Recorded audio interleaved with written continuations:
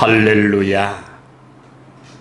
호흡이 있는 자마다 여호와를 찬양할 것이라고, 그의 능하신 행동을 인하여 찬양할 것이라고, 그의 지극히 광대하심을 쫓아 찬양할 것이라고 선포한 말씀 앞에 아멘 하면서 오늘도 찬양과 경배를 드릴 수 있도록 은혜 주신 아버지 하나님 진실로 감사합니다.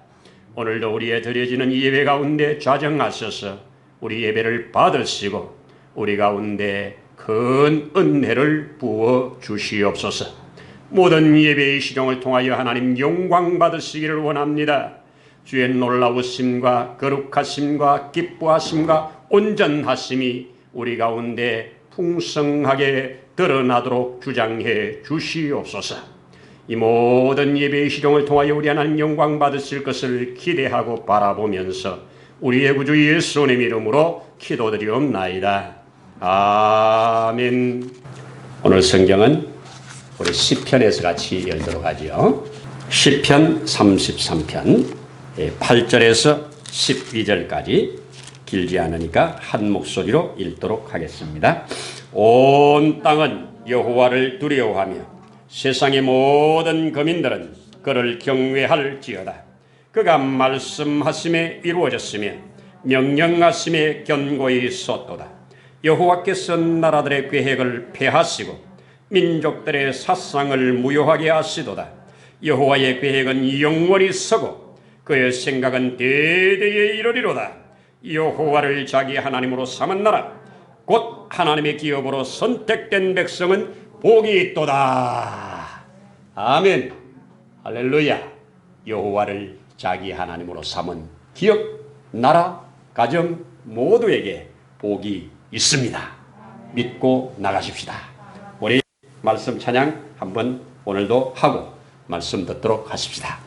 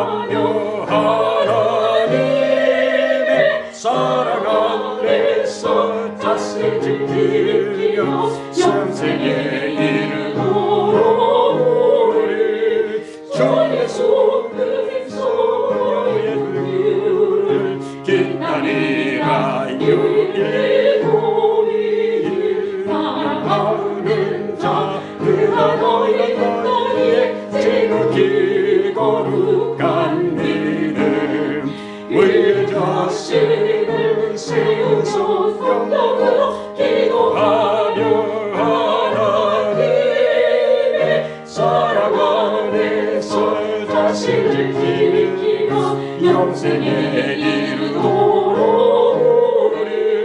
주 예수 그리스도의 영광을 기다리나요.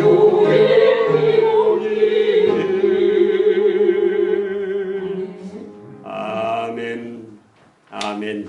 사랑하는 자들아, 우리 예수님의 친동생 유다가 그 당시에 믿음을 지켜나가는 자들에게 이렇게 요구하고 있는 귀한 믿음의 선포입니다. 아멘입니다. 할렐루야. 오늘 8월 15일 주일입니다. 8월 15일 참 뜻깊은 날이지요. 1945년 8월 15일은 1910년 9월 27일 날 우리 경술국치라고 그러죠. 대한제국이 문을 닫은 날입니다. 일본에 의해서 모든 주권과 모든 것이 찬탈당한 나라입니다. 그래서 9월 27일 그 수치의 날, 경술국치의 날을 지나서 하나님은 이 나라에 다시 1945년도에 해방을 주셨습니다. 해방을 주신 후에 약 3년 정도의 미군정을 지나 유엔의 합법적인 성인 아래 대한민국이 자치적으로 선거를 해서 국회의원을 뽑고, 그 당시 200명 뽑았죠. 국회의원을 뽑고, 그리고 그 국회의원들이 입법을 만들어서 통과를 하고, 그 다음에 바로 국회에서 그 당시에는 대통령, 부통령을 바로 뽑아서 그렇게 대한민국이 8월 15일, 3년 후 48년 8월 15일에 대한민국이 건국이 되어졌습니다. 맞습니까? 그래서 대한민국은 바로 건국 대통령, 이승만 대통령, 그렇죠? 건국 국회 5월 31일 날 그 국회에서 시작을 우리 이윤영이라고 하는 목사님이 장대한, 여기까지 인도하신, 해방을 주시고 여기까지 인도하신 그 장엄한 기도를 올리면서 국회가 시작됐다는 거. 아멘 아닙니까? 그 국회에 지금도 첫 번째 국회에 그 기도문이 국회 의사당에 기록으로 다 남아있다고 하지 않습니까? 대한민국 만세입니다. 정말 감사한 일입니다. 자, 저는 오늘 이승만 대통령께서 가장 마음에 새기면서 확실하게 이 말씀을 믿으면서 살았던 한 말씀, 이 나라를 있도록 만든, 오늘의 대한민국을 태어나게 만들었던 말씀, 그것이 바로 오늘 시편 3312, 시편 33편 12절입니다. 여호와를 자기 하나님으로 삼은 나라, 곧 그의 기업으로 빼내심을 받은 백성은 복이 있도다. 이 말씀을 그가 발견하고 이 말씀 앞에 이 나라의 운명을 걸고 기도했던, 그래서 이 나라가 탄생되게 되었던 그 배경들을 함께 좀 나누면서 오늘 함께 은혜를 나누보려고 합니다. 여러분, 8월 15일 얼마나 감사한 날입니까? 금방 말씀드린 것처럼 저 개인에게도 8월 15일은 제가 결혼을 한 날입니다. 어쨌든 뭐 이런저런 일로 인해서 참 감사할 일이 풍성한 날인데요. 자, 우리 이승만 대통령께서 태어났을 때가 1875년도에 태어나시죠. 그는 왕손으로 태어납니다.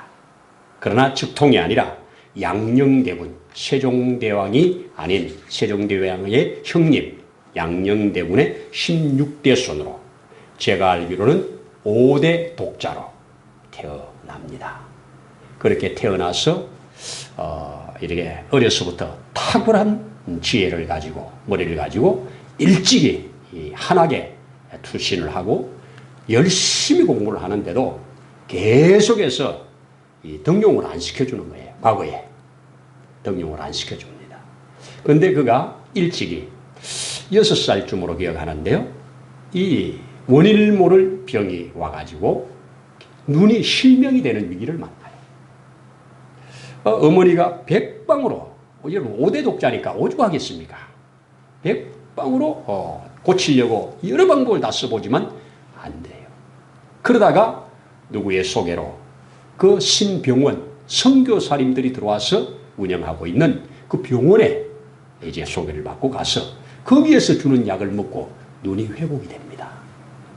그래서 회복이 된 다음에 그 내려온 에피소드에 의하면 그 어머니가 너무 고맙고 감사해서 당시에 계란 10개씩 넣은 집으로 이렇게 하는 거 있잖아요.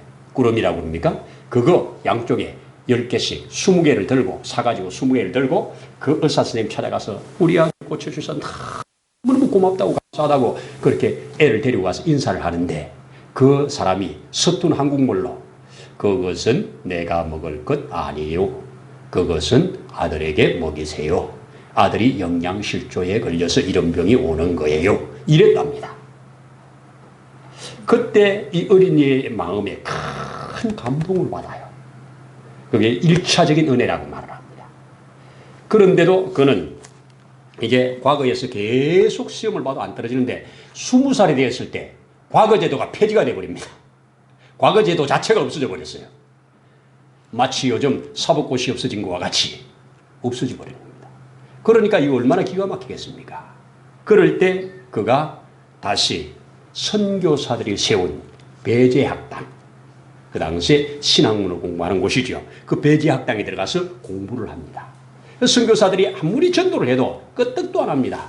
우리는 우리 나름의 종교가 있다. 우리는 우리 나름대로 신이 있는데 왜 서양 신을 믿으라고 하느냐? 절대로 용납을 안 합니다.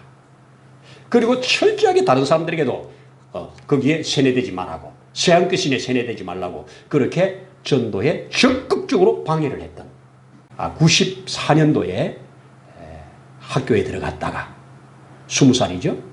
그리고 96년도에 서재필이라고 하는 우리나라가 낳은 세계적인 사람 아닙니까? 이 사람을 만나가지고 민주주의에 대한 거 이런 것들을 많이 접하고 이 나라가 깨어나기 위해서는 왕정제도는 안 된다. 왕의 아들이 왕이 돼가는 이런 거는 안 된다. 민주주의가 돼야 된다. 이거 운동하다가 고종에게 밑보여가지고 저놈 살려둘 놈이 아니다 해서 그를 잡아들여서 사형운동을 내려버립니다. 사형수로 그가 저 한성 감옥에 갇히게 되죠. 그때 정말 그는 그 속에서 이 형터를 차고 정말 매일매일 사람들이 죽어나가는 그 현장에서 그런 것들을 경험하면서 심적으로 또 육적으로 당하는 이 고문, 이거 끔찍한 가운데서 선교사들에게 부탁을 하지요. 면회 온 선교사들한테. 너희들이 말하는 성경 좀 내가 읽어보게 갖다 달라. 그래서 성경을 넣어주어서 성경 읽다가 예수를 만났습니다. 할렐루야입니다. 이때가 언제냐? 여러분 1865년도에 토마스가 이 땅에 들어와서 한문으로 된 성경 3권을 던지고 그리고 거기서 목베임 당해 죽었습니다. 그런 후에 10년 후에 그 사람이 태어났어요. 그리고 10년 후에 언더우드 아펜젤러가 들어왔습니다. 그 사이에요. 언더우드 아펜젤러가 들어와 가지고 열심히 복음을 전하고 열심히 뭘 해보지만 서양 끝이라고 안 믿는, 그리고 저 천민들 중에 몇 사람이 믿는 이런 때입니다. 이럴 때 감옥에서 양반 1호로 예수를 믿습니다. 조선 땅의 양반 1호 그리스도인 이승만. 그것도 감옥에서. 그래가지고 자기가 이 성경을 읽고 예수를 믿고 나서 그가 무릎 꿇고 기도했던 기도가 뭐냐? 이 조선이 예수 나라 되기를 바랍니다. 이 조선 땅이 예수 나라 되려면 100만 그리스도인이 있으면 되겠습니다. 100만 영혼만 내게 주십시오. 이렇게 기도를 했답니다. 양반으로 처음 혼자 예수 믿으면서 그런 비전을 가지고 기도했다고 그렇게 알려주고 있습니다. 얼마나 놀라운 일입니까? 그러면서 그가 그 안에서 많은 책을 쓰고요. 심지어 내려오는 이야기에 의하면 그분에게 선교사님들이 얼마나 책을 많이 넣어주는지, 책을 계속 넣어주니까 이 책을 보관할 데가 없어가지고 이승만 책을 보관하는 그것이 따로 만들어졌대요. 그리고 그것이 백성들에게 책을 대여해주는 그런 책 대여장이 됐대요.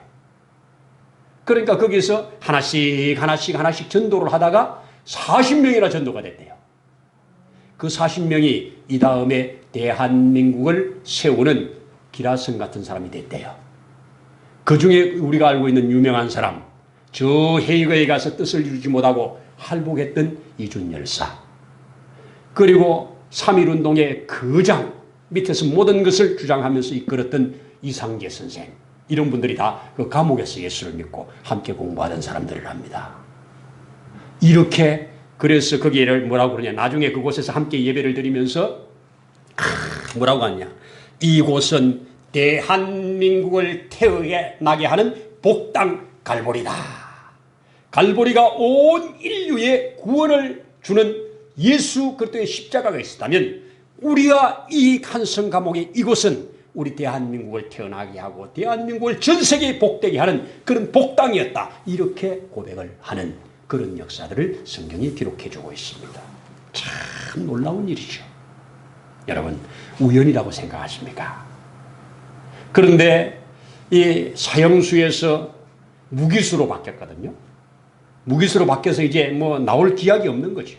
나올 기약이 없는데 무슨 일이 벌어졌느냐. 1904년도에 일본과 러시아가 전쟁을 해요. 러일 전쟁이라고 그러죠.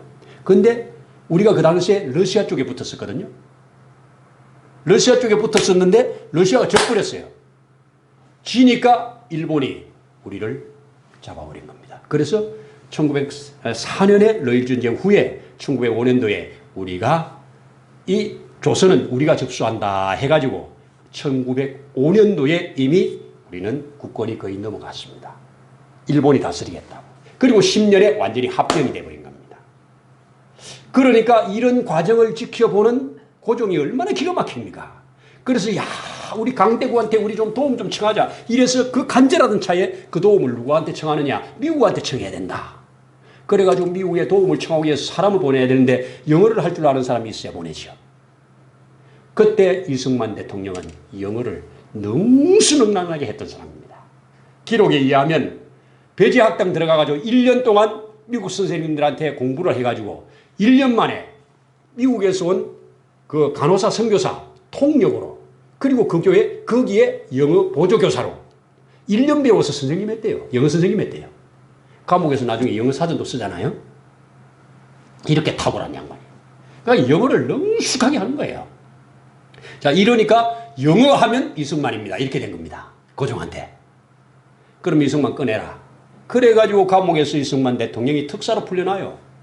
풀려나가지고 그동안에 고문받고 괴로웠던 몸이 다 이 나빠진 건강을 얼른 빨리빨리 회복시켜가지고 미국에다가 이 밀서를 가지고 미국에 보내는 거죠. 근데 뭐 이미 일본하고 미국은 계산 끝났으니까 저 미개한 조선은 우리가 책임지고 깨우겠다고 이미 합병이 끝났으니까 뜻이 안 이루어져요. 만나주지도 않아요. 안 돼요. 결국은 뜻을 이루지 못하고 돌아오지도 못합니다. 못 돌아오고 그곳에서 공부를 하기입니다. 그래서 어디에 먼저 들어가느냐? 하버드에 먼저 들어간 곳이 하버드에 먼저 들어가죠. 하버드에 들어가서 학사학위를 공부합니다. 그리고 워싱턴 대에 들어가서 석사를 공부합니다.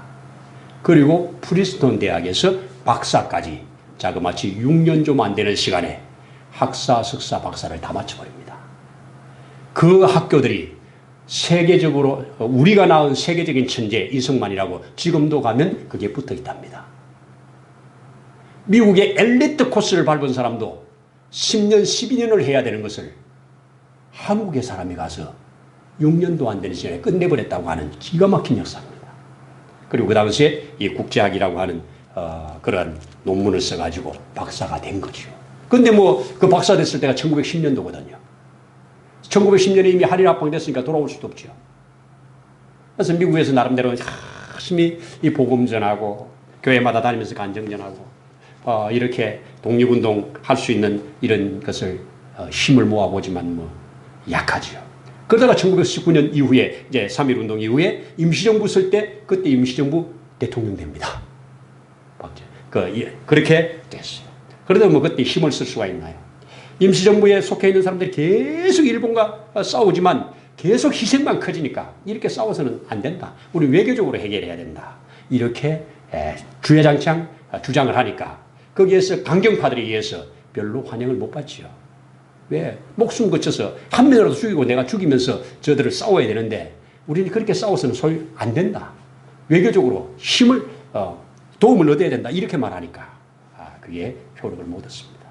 이러다가 무슨 일이 일어나느냐. 기가 막힌 일이 하나 일어나는데 글을 하나 씁니다. 책을 하나 써요. 이분이 글을 잘 쓴대요. 그 책 쓴 제목이 그 뒤에 우리 사진 하나 보면 나오는데 이 재팬, 재팬 인사이드 아웃이라고 하는 이 책을 써요. 영어로 된 책이에요. 이걸 이제 썼는데 이 책의 내용이 뭐냐? 일본의 침략은 멈추지 않을 거다. 조선을 침략한 일본은 중국 만주를 칠 거고 만주를 치고 나면 대륙 본토를 치고 들어가서 중국을 먹을 거다. 그리고 중국 치는 데서 그치지 아니하고 이들의 야욕은 그 화살을 미국으로 돌려서 미국도 칠 거다. 이런 얘기예요. 예언적인 기록이죠. 자, 이런 책이 나오니까 미국의 사람들이 이걸 보고 야 웃기고 있다. 아니 일본 같은 조그만 섬나라가 뭐 우리 미국을 친다고 이런 엉터리 같은 소리가 어딨냐. 이렇게 하면서 다 무시해버렸습니다. 무시했는데 6개월 만에 일본이 하와이를 공격합니다. 하와이를 공격하니까 이 책이 맞네 맞네 이렇게 돼가지고 완전히 미국에서 베스트셀러가 돼버립니다. 베스트. 그래가지고 이걸 다 읽고 일본을 그냥 둬서는 안 된다 하고 미국에서 일어나가지고 전쟁을 하게 되는 겁니다. 전쟁을 해가지고 결국은 미국이 이기죠. 그래서 1945년도에 원자탄 2방을 맞고 일본은 아무 조건 없이 무조건 항복. 일본이 항복되면서 대한민국만 복받은 게 아니에요. 일본이 항복되면서 일본 아래 있던 베트남도 일본 안에 들어갔었거든요. 필리핀이 뭐 아시아 대부분 다 들어갔었거든요. 다 일본 아래 있던 자들이 해방되었어요. 저 유럽 쪽에는 다 히틀러, 독일한테 들어갔었죠. 2차 대전이 저쪽에서 2차 대전 승리하고 이쪽에서 2차 대전 승리하고 이 연합군들이 승리를 함으로 인해서 그때 해방된 나라들, 신생 독립국가라고 말하죠. 이 나라가 이스라엘을 포함해서 이 나라가 자그마치 140개 나라가 된답니다. 이렇게 많은 나라가 세워졌어요. 그런데 그렇게 많은 나라가 세워진 후에 오늘날까지 민주화에 성공한 나라, 경제화에 성공한 나라, 그리고 복음화까지 이루어진 나라, 2등이 없는 1등이라고 대한민국이라고 자타가 말을 합니다. 여러분 이것은 철저한 기독교 입국론, 하나님을 경외하는 자, 하나님을 사랑하는 자, 여호와께서 택하신 그 사람이 복이 있다고 하는 이 기독교 입국론을 그가 일찍이 한성과목에서 썼거든요. 그거에 기초해서 나라를 세웠기 때문에 이 나라는 예수교 나라. 그 당시에 그가 뭐라고 기록을 남겼냐. 감옥에 있으면서 정말 어두운 시기에 정말로 많은 사람들이 가난으로 굶어 죽어가는 그 시대에 이 나라가 예수 사상을 받아들이고 예수 물결이 이 나라를 덮는다고 하면 이 나라는 이스라엘을 넘어 아시아에 가장 큰 영향력을 미치는 아시아를 살리는 나라가 될 거라고 이렇게 말했던 정말 하나의 씨앗을 보면서 이 씨앗이 제대로 발화되면 그렇게 될 거라고 그렇게 기록을 했다고요. 이게 성경에서 받은 영감입니다. 성경에서 받은 영감 그리고 수많은 책을 통해서 받은 영감을 통해서 그런 기록을 남겼습니다. 얼마나 기가 막힙니까? 자, 이렇게 그런데 그게 실상이 된 거예요. 실상이 된 겁니다. 자, 이렇게 해서 그가 이런 나라를 세울 때 그가 그 당시에 이 공산화의 물결이 얼마나 거셌습니까? 그런데 공산화는 안 된다. 공산화 전체주의는 안 된다. 일본의 전체주의, 군국주의도 안 된다. 오직 시장경제를 중심으로 한 자유민주주의만이 살 길이다. 이게 사람을 행복하게 하는 길이다. 지금까지 인류 역사의 가장 복된 제도는 자유민주주의다. 그리고 시장경제에 의해서 돌아가는 거다. 전체주의, 군국주의는 안 된다. 일본의 사무라이 정신 갖고 안 된다. 이렇게 주야장창 외치면서 그렇게 했기 때문에 그는 끝까지 공산주의를 막아내고 일본 군국주의를 몰아내고 어쨌든 대한민국이라고 하는 나라를 출생시켰습니다. 할렐루야 아닙니까? 오늘 성경이 뭐라고 합니까? 여기에 이렇게 말을 하지 않습니까? 보세요. 읽은 부분에 온 땅은 여호와를 두려워하라. 세상의 거민들은 여호와를 경외하라. 그가 말씀하시면 이루어진다. 그가 명령하시면 경고히 선다. 여호와께서 나라의 계획을 폐하기도 하시고 민족들의 사상을 무효화시키기도 하신다. 여호와의 계획만이 영원히 선다. 여호와는 그 생각은 대대에 이를 것이다. 시대를 초월해서 하나님의 뜻은 이루어진다는 겁니다. 그러면서 여호와를 자기 하나님으로 삼은 백성, 그 기업으로 빼낸 그 백성은 복이 있다고 이렇게 확실하게 선포합니다. 오늘을 살아가는 저와 여러분 그렇게 되기를 나는 소원하고 축복합니다. 아멘 아닙니까? 진실로 아멘입니다. 여러분 한번 비교를 해보십시오. 1945년 8월 15일 날 건국이 되어진 대한민국과 1948년 9월 9일 날 세워진 조선인민민주주의공화국 북한을 보십시오. 오늘날까지 보십시오. 어떤가? 여러분 정치가 너무나도 중요합니다. 북한의 정치는 교회 말살 정치입니다. 그래서 교회 하나도 안 살아남았습니다. 조선의 정치, 남한의 정치는 교회 부흥 정책입니다. 이승만 대통령께서 대통령이 되면서 이 나라의 100만 영혼을 위하여 무엇을 해야 될 것인가? 대통령으로서 다니면서 계속 전도는 할 수 없잖아요. 그래서 이 나라에 사람이 있는 곳에는 전도할 수 있는 사람을 갖다 보내야 된다. 이래가지고 만든 것이 이 군목제도, 병원의 원목, 학교의 교목, 그죠? 회사의 사목, 좌우지간 사람 모이는 데는 다 목사를 파송시키는 이런 일을 제도적으로 만들었습니다. 이게 정치입니다. 제도적으로 이렇게 정치를 만들어주니까 기가 막힙니다. 저는 이 시간에 한 군목 얘기를 하나 말씀드리려고 합니다. 이 대한민국이 잘 사는 길이라고 하는 책을 쓰신 이상강이라고 하는 목사님입니다. 이분이 군목입니다. 군목인데 이분에게 있는 일화 한 편만 말씀드려보면, 이분이 군목에 지원했는데 저 철책선 근처에 지뢰가 너무 많아서 아무도 안 가려고 하는 거기에 지원해가지고 거기에 가서 군목 생활을 하는데 무슨 일이 있었느냐. 자기를 너무너무 하는 일마다 방해하는 대대장.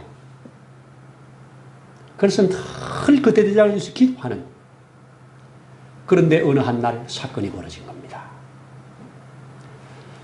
저 시골에 휴가를 갔던 군인이, 상병이 휴가 끝나고 돌아오는데 애를 셋을 데리고 돌아온 거예요. 애를 데리고 부대로 돌아온 겁니다. 기가 막히죠.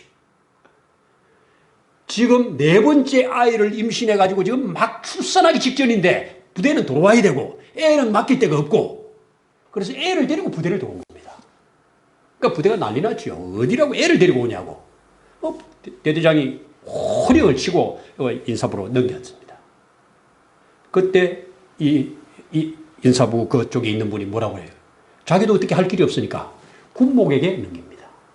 그때 이 군목이 그를 받고 기도하고, 그리고 자기가 모든 것을 보정하고 책임진다고 한 번만 더 휴가를 달라고, 이 사정이 이런데 휴가를 달라고, 그래서 휴가 신청을 해서 휴가를 한 번 더 받습니다. 받아가지고 새 아이를 데리고 이제 나가는 중에 버스를 타려고 대합실에 그 터미널에서 기다리는 중에 기자를 만난 겁니다. 기자를 만나가지고 어떻게 기다리는 시간에 이야기를 하다 보니까, 야, 내가 우리 대대장 잘 만나가지고 내가 이런 상황에서 애들 데리고 왔는데 다시 휴가를 연장해주고, 그리고 다시 금일봉을 줘가지고 내가 지금 우리 넷째 아이 받으러 간다고 이런 얘기를 한 겁니다. 근데 돈은 누가 줬느냐? 군목이 한 달 월급을 다 줘버렸습니다. 군목이 한 달을 줘버린 거예요. 그냥 사정을 듣고. 그랬는데 군목이 줬다는 건 아무도 모르는 거죠. 그냥 대대장님이 금일봉 주셨다고 이렇게 하고 줬으니까. 그래서 그 사람이, 기자가 이것을 신문에다가 대대적으로 크게 내버린 겁니다. 이 아이가 돌아서 결국 그 신문이 대대장에게 안 들어오겠습니까? 대대장이 글을 딱 읽다가 눈물을 흘립니다. 그러면서 거기서 큰 감동을 받고 군목을 불러요. 어떻게 이런 일을 했냐고. 그동안에 괴롭힌 거 미안하다고. 나도 사실 초기에 이 군대 초임 장교 때 신앙생활을 했었다고. 근데 군목하고 뭐가 틀어져가지고 내가 군목마다 너무 싫어한다고. 그래서 당신도 그 중에 하나였기 때문에 그랬다고. 미안하다고. 자기를 고백하고, 이제부터 군목님이 하시는 모든 일에 내가 협조하여 이 내 아래에 있는 3,000명의 군인들이 다 예수 믿도록 협조해 드리겠습니다. 처음에 군목으로 들어갔더니 그 예배당에 7명이 나와서 예배 드리더랍니다. 수시로 지뢰 터지지, 수시로 위험하지, 그런 시대에 이 토요일, 주일 휴가만 되면 다 주변으로 나가가지고 술 마시고 이러는데, 그래서 주일날 교회 오는 사람이 없다는 거예요. 그래서 참 마음이 아픈데, 이 대대장 하나가 얼마나 중요합니까? 이제부터 주일날은 다 교회 가라. 그래가지고 갑자기 군종 사병들을 훈련시키고 해가지고 3,000명이 주일날 다 예배드렸답니다. 대한민국의 처음으로 전군 복음화가 이루어진 동네랍니다.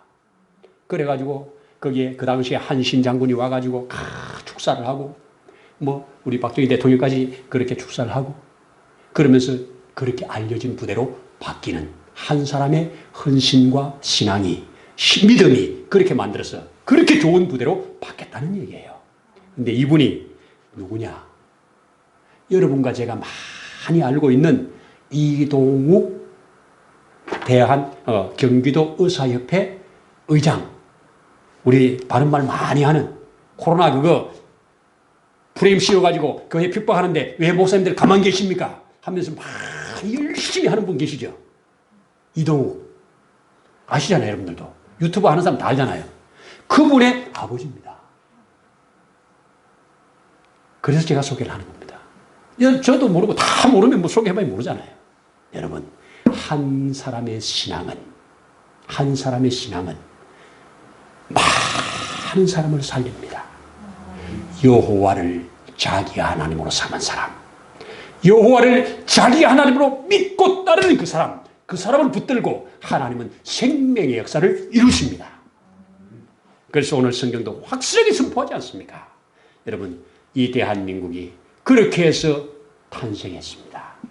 그런데 오늘날 이놈의 정치가 자유민주주의를 깨뜨리려고 망합니다. 하나님은 모든 개개인에게 자유를 주셨습니다. 전체주의로 통제하는 것이 아닙니다. 각각 주신 달란트 은사를 가지고 각각 주어진 일을 열심히 있는 곳에서 하면서 시장경제를 하려 모두가 행복하게 사는 것이 하나님이 원하는 바입니다. 아멘 아닙니까? 여러분, 여호와를 자기 하나님으로 삼은 그 사람, 여호와를 자기 하나님으로 삼고 믿고 사는 그 사람, 하나님께서 반드시 축복하십니다. 믿기를 바랍니다. 우리 대한민국, 이 조선이라고 하는 나라가 처음 세워질 때, 고조선이라고 하는 나라가 세워질 때, 그 조선 할 때 그 아침 조자 쓰고 좋을 선자를 썼는데요. 이게 그 당시 다른 말로 뭐냐? 바로 아싸달이라고 하는 땅이었습니다. 아싸달. 아싸는 아침이죠. 일본말로 지금도 아싸가 아침이잖아요. 아침의 땅. 그 말은 무슨 말이에요?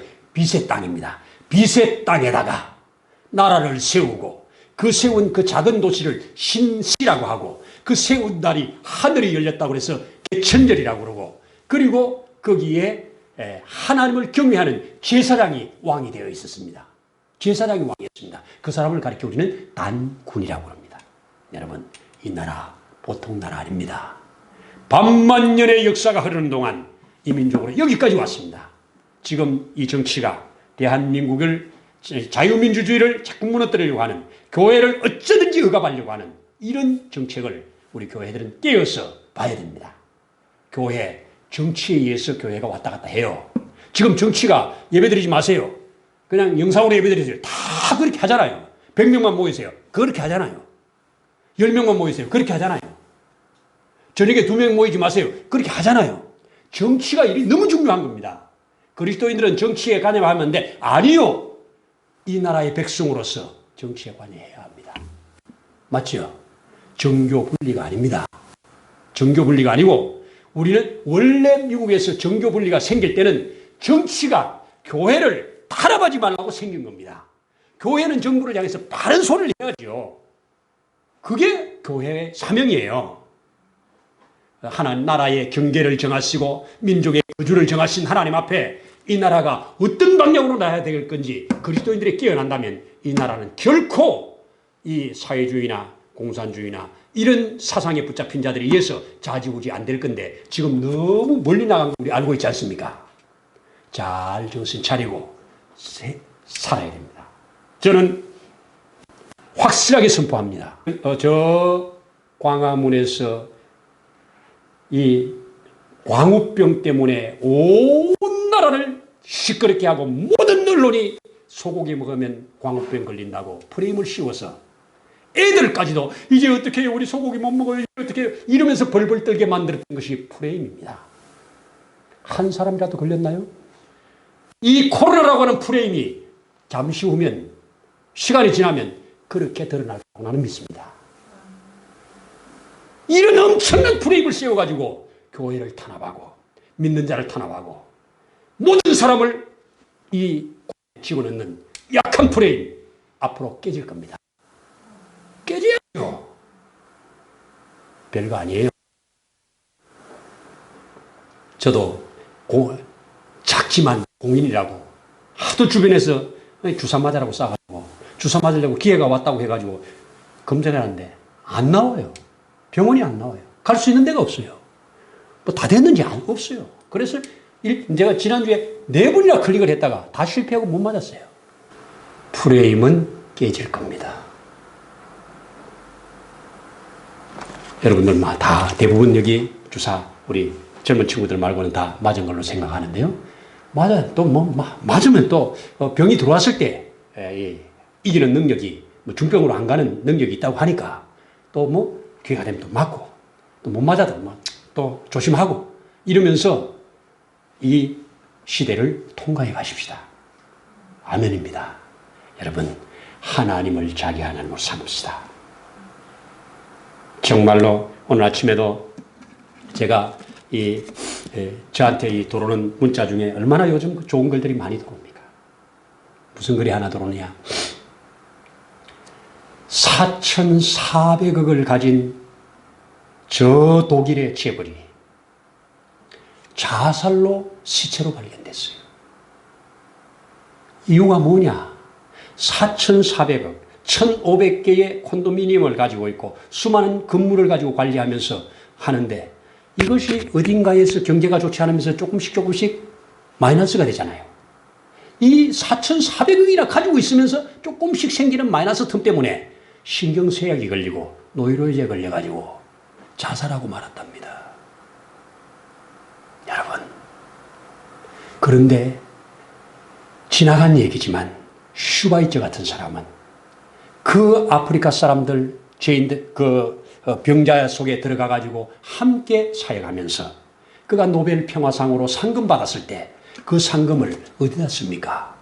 자기가 있는 그곳에 이 한센 병원을 세워 그들을 혜택을 받을 수 있도록 하는 일에 돈을 다 내버렸습니다. 지금까지 그 병원은 수많은 사람들을 살리고 있습니다.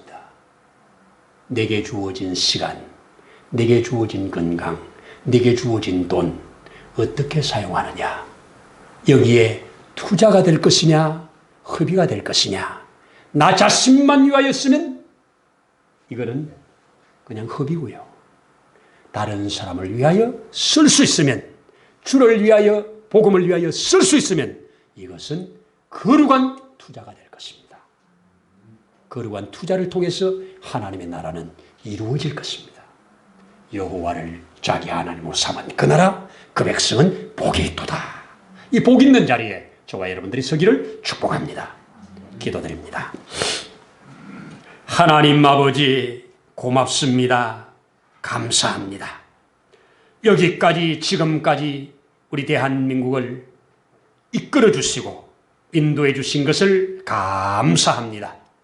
이렇게 많은 다양한 복을 주셨음에도 그 복을 하나님 아버지 앞에 영광으로 드러내지 못하고 하나님 아버지 앞에 그 뜻을 따라 쓰지 못한 것 때문에 우리가 많은 또 어려움도 겪는 것을 봅니다. 이 어려움이 어려움으로 끝나지 아니하고 다시 더 좋은 것으로 받을 수 있는 계기로 일어날 수 있는 우리들 되도록 축복해 주시옵소서.